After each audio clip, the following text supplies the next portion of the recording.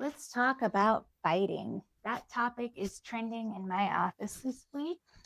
Hi, welcome to Adventures in Relationship, a psychoeducational show about healthy relationships for adults with complex trauma, where we recognize that relational recovery in each individual relationship is its own adventure. I'm Amy Gordon. I'm an individual and couple psychotherapist residing on unceded Tiwa land in Albuquerque, New Mexico. Reach out to me if you'd like to work virtually with me as an individual or as a couple. So, today we're talking about this topic that seems to be a trend in my office this week, which is having vicious, painful, exhausting arguments. I want to offer some tips to help alleviate the unnecessary pain. I'm going to divide these tips into three different areas. If I don't get to all three areas today, there will be at least one follow up episode. So if you don't hear me give a list of tips that apply to mindset, feeling tempted to be offensive when you're on the offense. And then the third being defensiveness, or when you're tempted to be defensive, or when you're on the receiving end of constructive feedback or constructive criticism or not so constructive. So we're going to get into those three areas. Just stay tuned if I don't get to all of them today. So this first set of tips is going to apply to your mindset going in and some ground rules that you're going to want to try to maintain throughout the course of a conflict conversation. These are things that you're going to want to bring to the front of your mind if you need to approach a conversation that might be difficult with your partner, or if things are starting to feel tense and it seems likely that you might end up getting into an argument. Um, so one of the things that you always want to be aware of, but you definitely want to come up with a game plan for, is your own triggers, wounds, fears, and sensitivities. So knowing what these are in advance is going to help you better respond if you're triggered. It's going to help you better take care of yourself when maybe a topic needs to be discussed and it also rubs against your childhood wounding. You can do different things with this information. You might want to bring in, let's say it's like your inner 12-year-old. Maybe your inner 12-year-old has a really hard time with feeling like their wings are clipped, that their freedom is being encroached upon, or that they don't get to exercise autonomy. So let's just say, for example, you've got your 12-year-old with you, and actually just imagine that that 12-year-old is with you, and you are telling that 12-year-old that you are responsible for interacting with your partner, that you can handle this, that they really don't need to come in and take the driver's wheel and act like a 12-year-old because you're the adult, right? So that might be one thing that you do with it. You can practice positive self talk, reminding yourself. So if it's, for instance, like a body image thing, I'm totally spitballing here, but let's say your partner wants to go to a pool party and you're feeling intimidated about getting into a swimsuit in front of certain people, knowing that your kind of body dysmorphia or low self esteem or concerns about your appearance need to be handled with extra care. So, keeping those things in mind when it's likely that the conversation is going to broach them or bring them up, or might even be about them, just keep in mind what those things are and take care of yourself. Also, knowing what your triggers are can help you come up with a game plan to intervene if you're triggered. So, if you know that you're prone to bad behavior when certain wounds are poked at, you can come up with a response and just keep that in the front of your mind. If my partner accuses me of being defensive, instead of doubling down and saying, I'm not being defensive, if that happens, I'm going to say, okay, I hear you. I believe you that I'm coming off as defensive. If you need to try something new, if you're getting feedback consistently that something isn't going well in these interactions, just keeping them in mind before engaging is going to make it a lot more likely that you can implement a change this time around. Another thing that is along the same lines is knowing your partner's wounds, triggers, sensitivities, and fears. If you can mitigate really bringing those things up, great. If you can't, maybe you can handle them with more care. Maybe you could talk about them in advance. Like if you need to bring up a topic, say like a vacation or something. Hey, babe, I know we need to talk about this vacation. But before we do that, I want to address, whatever that elephant in the room is. Like, I want to address that I know you don't get along really well with your stepdad.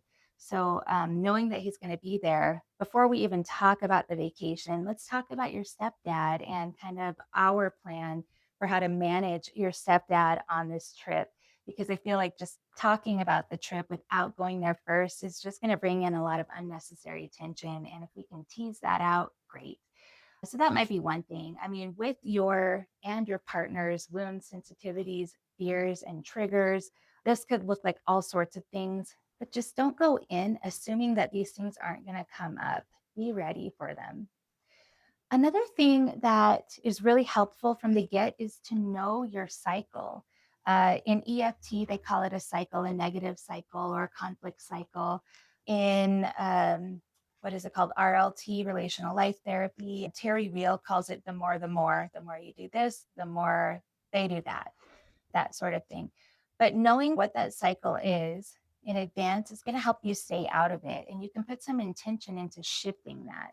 So if your criticism tends to trigger your partner's defensiveness, and your partner's defensiveness tends to trigger your woundedness, like they're mean, you get hurt, then if when you get hurt and you speak to that hurt, your partner dips, flees, that might be a cycle. This could look like any sort of thing, but just keep in mind what your cycle is. And throughout the span of your relationship, really try to get yourselves out of that cycle. Do a chain analysis and just try to adjust and do something differently. Knowing that when we argue, we do tend to get offensive to our partner. I mean, even when we do this very skillfully using perhaps nonviolent communication, the Imago method, whatever, whether you communicate near perfectly or not, it's really likely that your partner is going to respond in a maybe defensive way or dismissive way, that sort of thing. So just being prepared to kindly and lovingly, but also firmly set necessary boundaries before going in so that you don't just end up snapping, like you're being defensive, right? So instead of becoming reactive and just snapping out the words, you're being defensive while you kind of roll your eyes back in a contemptuous way. Maybe try saying something like, I noticed that when I bring up hurt, you seem to have the need to explain yourself. And I just want you to know that I do understand your intentions. And I really do think that you're a good person. I just want you to understand how that interaction caused me pain, something like that. But just try to find a way to adjust in advance so that you have something to fall back on in the heat of the moment. Along those lines, you also want to maintain your internal and external boundaries. So, internal boundaries are things like your own integrity, your own honesty, your own self care, even, um, and privacy. Not everything needs to be shared between one another unless it's agreed upon in advance that those are things that you share. But like, I'm just thinking of an example from my own life where my partner's like, what took you so long in the bathroom? I don't really want to get into details of what took me so long in the bathroom. So I might say, like, I don't really want to talk about what took me so long in the bathroom, right? Or I can think of an example in one of the couples who I've done therapy with before. One of the partners felt entitled to all of their partner's information about their fantasy life, their masturbation routine, that sort of thing. And that felt really intrusive to the partner. They had not agreed to share all of those details. In fact, when they tried to in the past, that other partner would get kind of increasingly intrusive and started getting accusatory. And it never went very well. And so they ended up agreeing to the right to a certain degree of privacy around masturbation in their relationship. And that's just an example. For some couples, more privacy would be appropriate. For some couples, less privacy would be appropriate. But know that you're responsible. It's an internal boundary for your own privacy. Not everything that your partner requests to know is always appropriate. And I really do want to highlight a caveat here, which is that I really do believe in full transparency with a partner. And yet there might be things from time to time that are really inappropriate to share.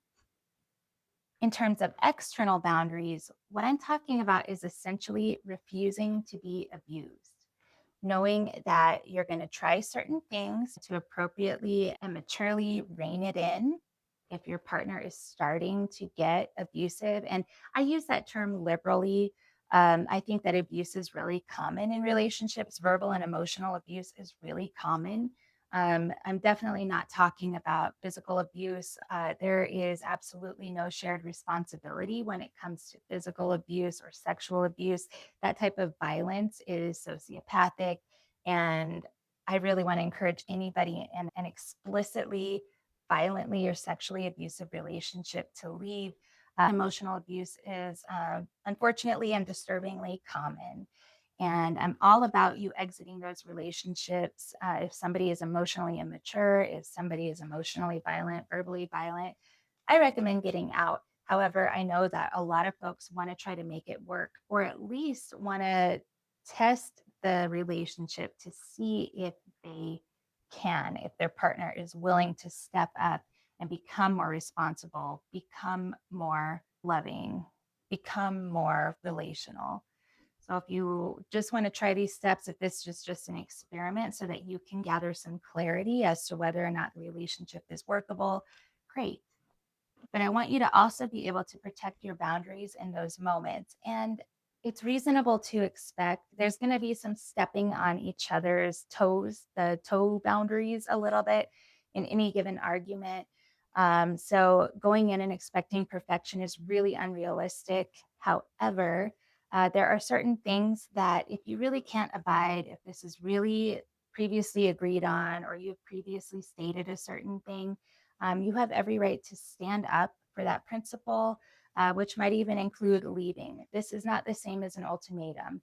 So, for instance, let's say you and your partner talked about a definition of betrayal at the beginning of your relationship, and that definition included kissing.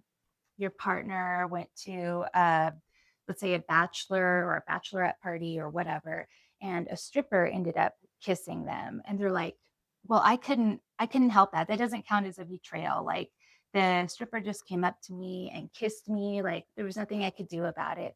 You have every right to say, you know what, in my mind, and as we had previously established, that's betrayal, and I need a promise from you that nothing like that is ever going to happen again. That's kind of a dramatic example. Sometimes boundaries are much simpler, and that might be not looking at your phone during an argument. Like, can I please have your full attention? You looking at your phone right now is making me feel unimportant. So that might be a boundary. Um, and I'm really not a stickler for these super scripted, rigid definitions of boundaries. I think that that is a valid boundary, just to say that you don't want your partner looking at their phone during an argument. I don't think that you always have to follow up with a what you'll do if they don't. Although it's wise to actually do that thing, whether or not you give them forewarning. So, say your partner's looking at their phone, you say, "Hey, this is really important. Can I please have your full attention for a few minutes?" And then a minute in, they look down at their phone again. You can decide how you want to handle that. And if it's really clear that they are doing this on purpose just to bother you, I recommend walking out. Another way to just uphold your boundary is to say, hey, you're looking at your phone again. I thought that you weren't going to. So, external boundaries being what you're willing to take, internal boundaries are about you protecting your own integrity, essentially. I'm really big on setting boundaries or offering constructive feedback or sharing concerns through a loving but firm manner. That can look like all sorts of different things, but in the course of an argument, what often happens is if somebody is becoming dysregulated, maybe it's not to the extent that you need to take a break or pause that argument, but it's like they're just kind of being unconscious, and they probably can reel themselves back in if they just take a moment. Um, Instead of being like, you're losing your shit, or you're being an asshole, or you're being mean, or I shouldn't have to take the way you're talking to me, or whatever that is, I just want to encourage you to try to be calm and direct and loving and firm in offering that feedback. So let's say your partner's voice starts to escalate, like they're yelling, or maybe it's kind of that gray area between yelling and maybe not yelling, but it's getting intense and you're feeling intimidated. You could say something like, I love you and I want to figure this out with you. And I can't continue to have this conversation right now until you're able to kind of regulate or moderate your volume or the intensity of your voice, something like that. So just to say, hey, I want to figure this out. I'm here for this. I love you. Always a reminder that you're on the same team is going to go a million miles. So I'm in this with you. We're going to figure this out. But I really need you to shift this or stop that so that I can continue to be present with you. If your partner's being mean, if your partner's getting dysregulated, you might end up needing to take a break. And we'll definitely talk about that later in this list. Try saying something loving and firm to start. Oftentimes, we don't need to take a full break, and we are capable of reeling things back in to a workable extent. I also always recommend to keep the goal in mind. Almost always, that goal is to remain happy together. The goal is harmony. There's some disharmony between the two of you. The goal of actually having this conversation is to reestablish harmony. But sometimes the goal is actually something more logistical, like figuring out who's going to do what, that sort of thing. But a lot of the time, it's really just that harmony. And keeping that in mind is going to shift the way you approach a lot of different things in this conversation. First of which is dropping the need to be right. You both think you're right. Fighting about who's right is useless. Just as another topic, I don't know if it belongs this high in the list, but fighting about memory is useless, like who remembered what correctly. Neither of you remembered it correctly. One of you might have a more grossly inaccurate interpretation, but arguing about memory is never going to go well. The same thing with your stance of being right. So drop the need to be right. That's not the purpose of this conversation. The purpose is not to be seen as more intelligent or superior in some way. It's not to know better. It's not to be in charge. It's not to be right. And it's not to win. It's really to establish more understanding, maybe some agreement, and more harmony, returning to harmony. So drop the need to be right. There are some famous statements like, would you rather be right or would you rather be happy? Another one, I think Terry Real uses this one. Would you rather be right or would you rather be married? If you come out on top, that's not going to be good for your relationship either. So drop that need to be right. Along the same lines is needing to win, needing to have your way. This is different in some ways than needing to be right, which is like establishing intellectual superiority most of the time. But needing to win, needing to get your way, can be even more coercive. It can be very manipulative. So, I'm just looking out the window right now and I see my catio. So I'm making up this example because this was not a point of contention between myself and my partner. But if one of us wanted a catio and one of us didn't want a catio or didn't want to spend the money on it, for instance, or didn't want it at that location, right, we could have argued about that. So we both could have had really valid points about the cats maybe needing an outdoor space or this needing to be professionally constructed because it's adjoining our house, or that this location is important because it's not interrupting our garden, something like that. So let's just say that we have gotten into an argument about some element regarding the catio. Um, Rather than needing to be like, it's going to be here, or we are going to hire this builder, or easily get into a fight about any number of elements of this topic. But we really try to not get our way without the other person also somehow getting their way.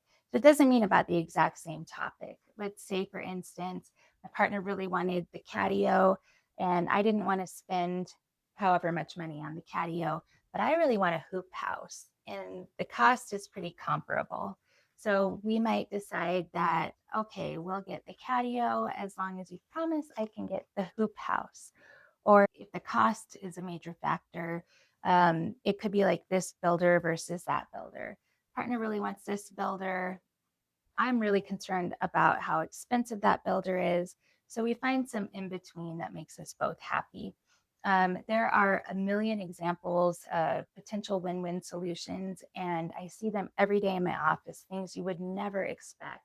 When two people are approaching a problem in their relationship from a mindset of teamwork and nobody loses, you would be amazed at how creative, how miraculous some of these resolutions are. A common example that Stan Tatkin likes to point to, and that's when it comes to socializing, going to parties, hanging out with friends, that sort of thing. One person really wants to spend time with people, go to parties, that sort of thing. Another person might be a little bit more introverted, less inclined to go spend time at parties or with certain people. He uses the term bargaining rather than compromise. So it's sort of like using seduction and upping the reward to make things feel fair and balanced versus anybody walking away feeling like they've had to sacrifice. So in a social situation, for instance, Tracy's his wife. Tracy likes to go to these certain social functions and they'll just have like a time limit. Like, I'll stay by your side for about an hour. After an hour, I get to go to the car and read or listen to a podcast. And you're not going to leave me in the car for more than an hour, but I'll be happy if you still want to hang out after an hour, as long as I can go do my thing. And as long as you're not going to abandon me for the whole evening. So that could be a really reasonable bargain between the two of them. The next thing I want to address is the context, the setting, and your internal state and your partner's internal state. Whenever possible, be face to face, eye to eye, and even in physical contact with one another if that feels safe enough. So a nice hand on the leg or touching toes under a table. Even, if this is something that you might do, like having a head in your lap while looking down or being that head in the lap while they're looking down. Any number of ways to make physical contact can help increase a sense of safety and connectedness. It can help you to remember to be friendly, remember that you are friends and lovers, that you're teammates. So the more you can stay connected, the less likely you are to go into a self-protective stance, the less likely it is that you'll get overtaken by your amygdala and your limbic system, more likely you are to be able to stay socially connected, which requires cortical areas of our brain. So the more we stay in physical contact, because we are social animals, right? The more likely it is that we're going to be able to work through whatever the topic. I realize that this particular recommendation is especially ableist. And what I want to emphasize is just to try to be in as much contact as possible. The more you can see, the more you can feel, the more you can maintain a sense of friendliness and connectedness, the more likely it is that you're going to succeed in resolving conflict. And the reason for that is you're making less attribution errors. Our mind fills in the blank, and it fills in the blank usually with our negativity bias. We assume the worst. So let's say your partner is being silent for a moment. We might assume that they're kind of festering or grumbling or about to burst into tears. But when we can see those things, when we can see their face and kind of track what's happening, not only can we intervene better, we can shift their face through putting a smile on ours, or we can put a hand and move our hand on their leg or something. It can dramatically improve the sense of connectedness between the two of you. So, if you're texting one another back and forth, we fill in the blanks with all sorts of stuff. If you are talking over the phone, still, there's a lot more room for error than if you are in physical proximity and in contact with one another. So along those lines, don't argue in the car. Driving and riding in the car are already stressful experiences, and we can't really look at one another. Not a good idea to argue in the car. We just fill in the blanks with a lot of assumed negative attributions when we do that.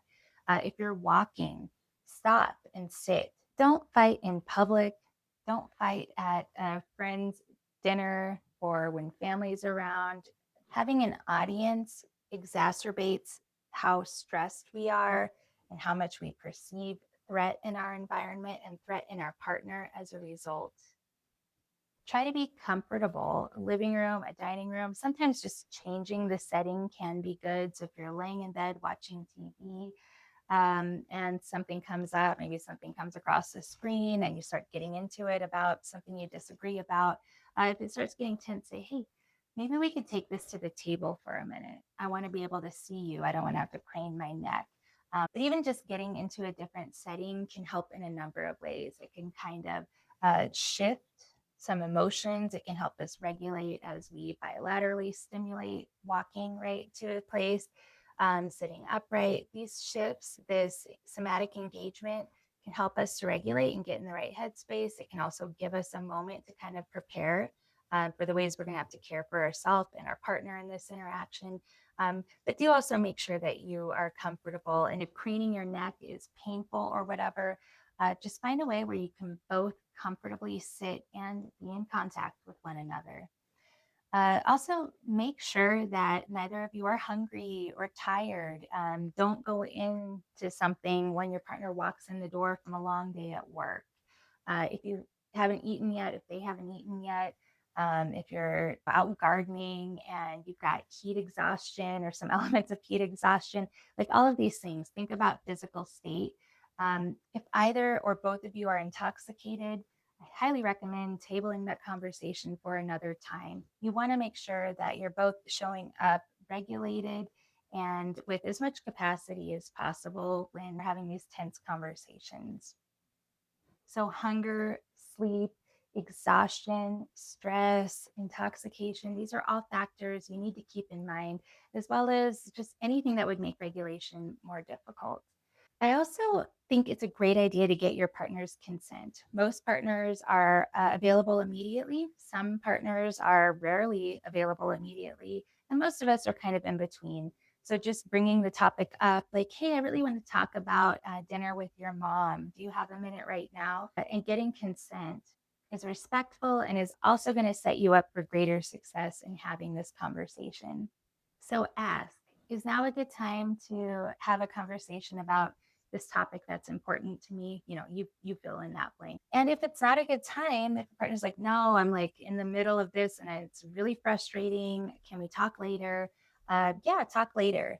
But do make sure that you get some follow up. So if your partner's like, no, it's not a good time, ask when. Okay, when can we talk about this? So we don't just get to kick the can farther down the road and never address important issues, but we do need to respect if it's not a good time. All right, this next tip is especially for the codependents among us. And this is to be direct and honest. And as I mentioned earlier, honesty also includes our need to express how we're affected, what our true desires are, what we're really feeling, that sort of thing. This is never an excuse to be mean, cruel, or harsh. Honesty does not require those things. So we can be direct about things that our partner might not like in ways that aren't hurtful or harmful. In terms of directness, I'm thinking like, don't beat around the bush. If you're having a hard time with, let's say, your partner's best friend, maybe being offensive or inappropriate at times, and you need to speak to that, don't beat around the bush. Don't say, like, yeah, sometimes your best friend, I just don't know. I don't know if I'm always comfortable around them, right? Say what you mean. They say these really sexist things sometimes, like the way that they grab your butt every now and again. It bothers me. It makes me feel, XYZ, fill in the blank, but be direct. So if your partner continuously comes home late, um, don't shrug your shoulders and be like, yeah, no, you have to be late sometimes or whatever. Like, just say, I really don't like it when you're late. Like, I don't know what time I'm going to eat dinner. I don't know if I should wait for you. I don't know what you're doing. My mind starts to make up stories. Like, I get worried that you got in a car accident. I'm really affected by you showing up late. I need more communication, or I need you to be home at a reasonable time, whatever that is. That's directness. In the context of an argument, being indirect, using weasel words, beating around the bush is really frustrating. We can't efficiently come to a resolution without some degree of direct, productive communication.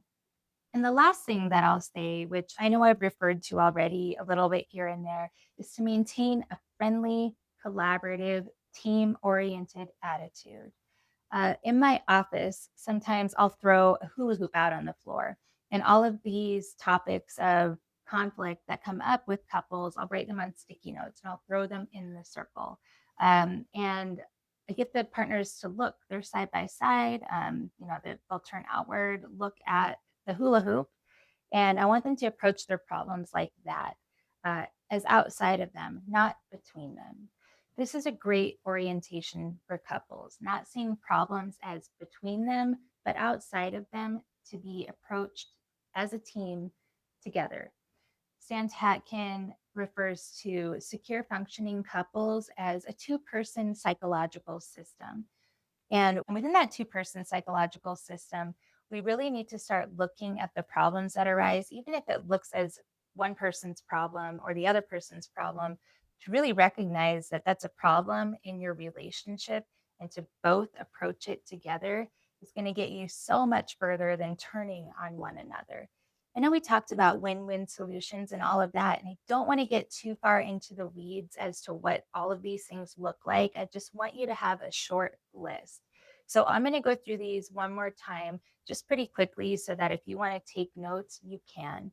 So the first thing is know your triggers, sensitivities, wounds, fears. Second, know your partner's triggers, sensitivities, wounds, and fears.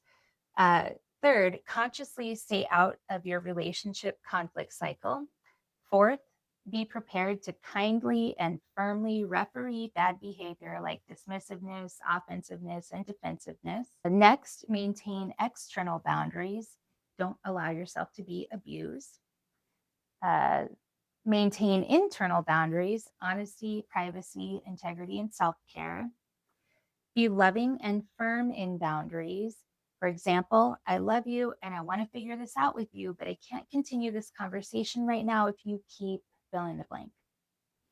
If your partner is being mean, say something loving but firm to protect your boundaries and take a break from the conversation if need be. I'm going to get into a lot more detail about how to responsibly take a break during an argument in my next podcast episode, if not the one after that. But I'm going to continue this because I have a lot more items of do's and don'ts for when you're arguing. So, next one, keep the goal in mind, which is usually returning to harmony. Consciously drop the need to be right. Focus on win-win solutions using bargaining strategies to create resolutions that work for both of you. Respectfully decline to argue about memory. You are both wrong. Never argue in the car. Stop and sit if you're walking. Don't argue over the phone. Don't argue via text. Be close, face to face, eye to eye, and touching if possible. Make sure that the setting is appropriate, never in public, comfortable and private. Consider timing, hunger, tiredness, intoxication, and any situational factor that can make regulation more difficult. Get your partner's consent, like, is now an okay time to talk about something important to me? If not, respect that, but plan a time to have that conversation. Be direct and honest. Don't beat around the bush, and don't use honesty as an excuse to be hurtful. And the last one is a reminder that really I've repeated throughout to maintain a friendly, collaborative, and team-oriented attitude. I hope that these things were helpful. Feel free to listen again or take notes. These are really helpful, practical tips to apply to the interactions that you have in your relationship. I've got quite a few more, so stay tuned to my next episode or two as I follow up on these. Thank you so much for taking the time to watch or listen to this episode. As always, I want to encourage you to get help locally or online by a professional if you're struggling. Don't rely on videos, podcasts, anything beyond specific to you, professional support if you're struggling. I'm a therapist, but I'm not your therapist. And if this were therapy, my feedback would be really specific to you. This would be a dialogue. There would be a lot more factors that I would take into account. This is advice that will likely work for most people, but it may not work for you. If there is a topic that you want specific feedback or a scenario that you want some advice around, you're welcome to reach out to me. It's very likely that I'll get back to you or I'll respond to your inquiry on my podcast or on my YouTube channel. So do feel free to reach out. And I really appreciate you taking the time to watch or listen. My mission is to help adults with complex trauma find emotional freedom and to learn how to thrive in relationships. If you can take a moment to subscribe, follow, rate, review, all of those things, any of those things, it would be greatly appreciated and immensely helpful. Thank you for watching or listening. And until next time.